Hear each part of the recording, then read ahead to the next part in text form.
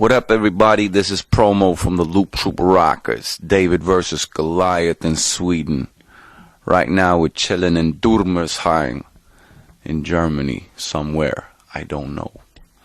But I've been told that it's close to Cologne, so. Correct? It's not close to Cologne, alright. False information. Close to Heidelberg then. Alright.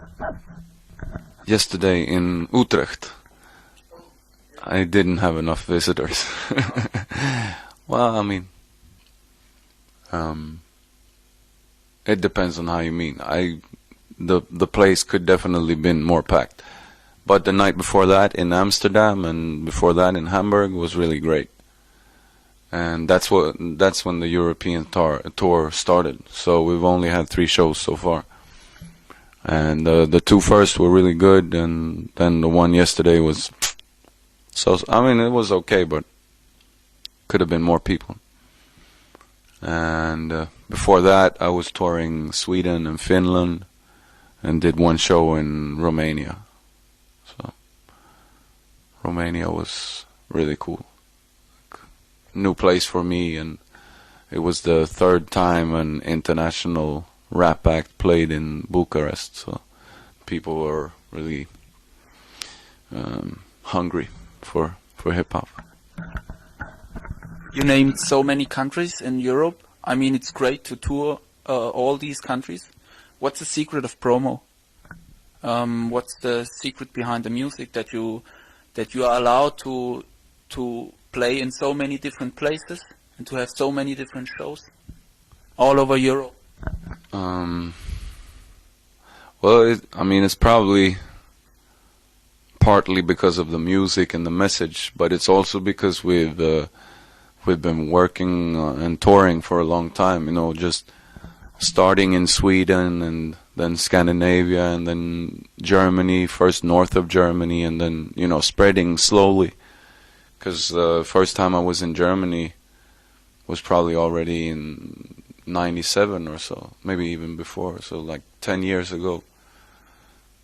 And it was very small, so and we've been building since that. But I mean, it could also be because of our musical message, how it kind of differs from some other hip-hop. I mean, the popular hip-hop today. Well, the title is comes from an old expression, actually from a poem by Kipling. I don't know when it's from, but it's an old poem from the colonial days. And he called it White Man's Burden, and he meant that the white man's burden was to teach people around the world, like to teach the heathens and the people that were not as intelligent as the white man. And he was justifying racism and colonialism with this term, white man's burden. So for me, it naturally means something else. For me, the real burden is the lie of the white man's superiority. For me, when I was growing up, I couldn't relate to the older white men that I saw on TV, for example. The ones starting wars and the ones making a lot of money on other people's labor. I didn't want to grow up and become one of them. I didn't want to become part of the system. And that's what I mean with a song like Identity Crisis on the album. And today, I don't want to be anybody else than me. It's not that I don't want to be white, but when I was younger, 15 or something, I don't think I wanted to be white. I wanted to be like one of the rappers that I listened to, Ice Cube or somebody.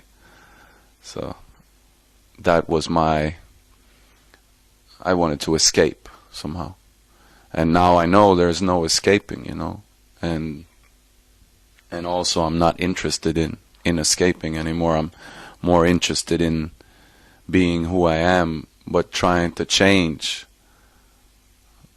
myself and the world, you know, and the way that white men are in the world and the way that people look at white men. Did you care about the reviews of White Man's Burden? Because I read in Germany a few more negative than positive reviews about the album.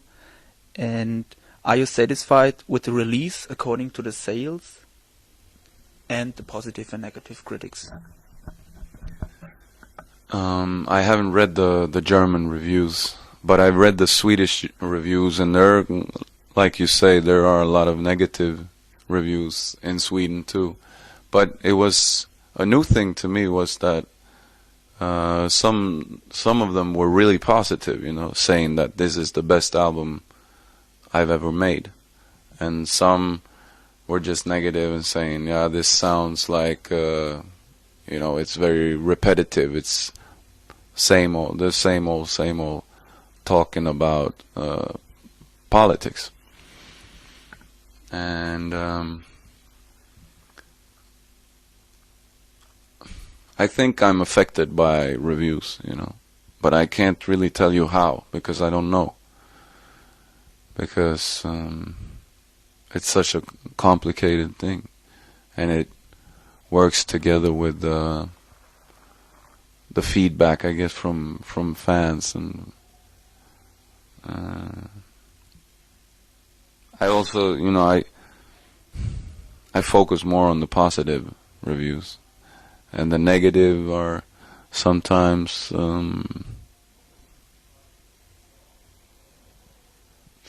to me it feels like the people who have listened to it and have written a negative review, they already decided before they wrote the review that I'm not gonna like this album, because when I read it, it looks like they've listened to it very fast.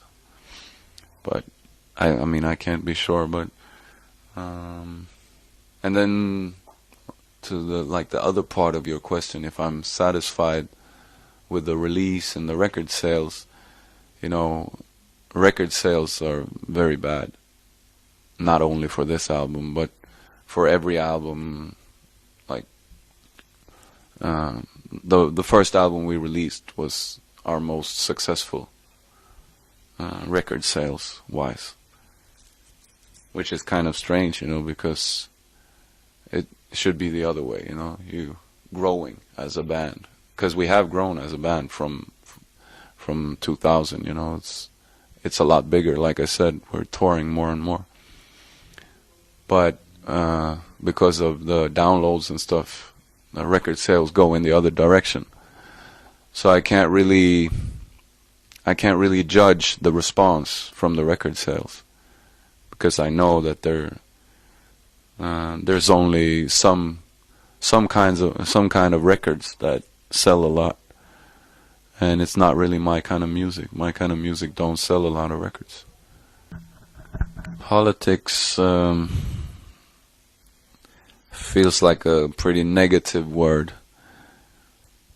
but it's also something that occupies my mind a lot, because what can you say? It dictates our lives.